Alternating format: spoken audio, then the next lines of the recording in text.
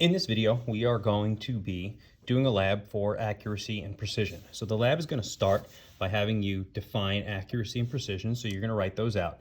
Now the procedures are pretty simple and you can do these at home and follow home if you want. I have them pre-set up here as well.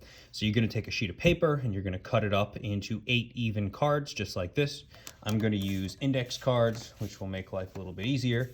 And then on those cards, you are going to number them 1 through 8. So I have my 1 through 4 right here, and I have my 1 to 8 off to the side. So now what you are going to do is you are going to draw a line on these cards. And that line is supposed to be 5 centimeters long. Now, what you don't get is you do not get a ruler.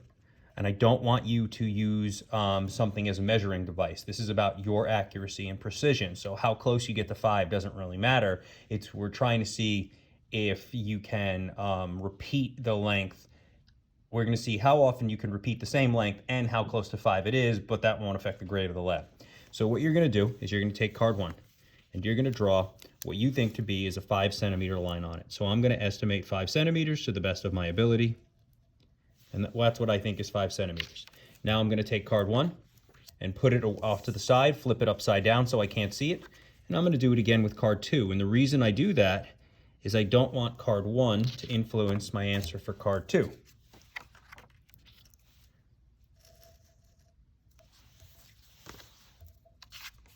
So I'm trying to make these lines the same length every time.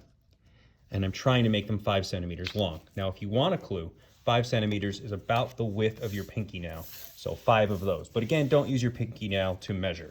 So now what we're going to do is we're going to measure the length of these and we're going to see how close I got. So for number 1, I measured. So when we look at this, the numbers here are centimeters and then the individual lines are the decimal points. So I got roughly 6.3 for my first one. So I get 6.3. Then let's do number 2. Well, I guess that was number 4, but it doesn't really matter as long as you number them all. So this one is 6.3. So that would actually be fairly precise because I hit the same number, the exact same length, but not accurate because I didn't actually hit the distance I need. This one would be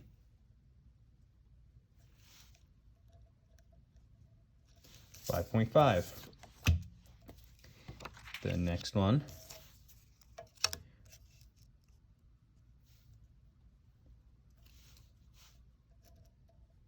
(6.2).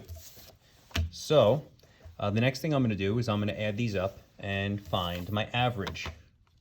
So 6.3 plus 6.3 plus 6.2 plus 5.5 divided by 4,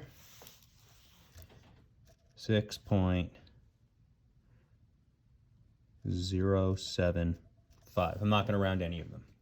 Now, for the next set, you're just going to repeat that with 5 new cards, and you're going to do the same exact thing. No ruler, try to hit 5 centimeters each time, measure them, average them. Now let's go to the back page. You are going to do 2% error calculations. So this one here is going to be your percent error for trials 1 through 4, and this one is going to be trials 5 through 8. So if you remember the percent error formula, it looks like this. Percent error equals measured minus accepted over accepted times 100. My accepted value for both trials is going to be 5 centimeters because that's the length I was trying to get. I'm going to want my percent error, and for my first trial, my first set, my average was 6.075. So that was my length. So then I'm going to show all the steps. So your first step is going to be to distribute the 100. Then you're going to make 2 fractions and cross multiply. So that times that and 1 times all that. Combine like terms, divide out to get x. You should be able to do this on your own, but you're going to show me all the work. Answer the questions on the bottom using what you know about accuracy and precision. And then obviously before you do that, you're going to do trials 5 through 8.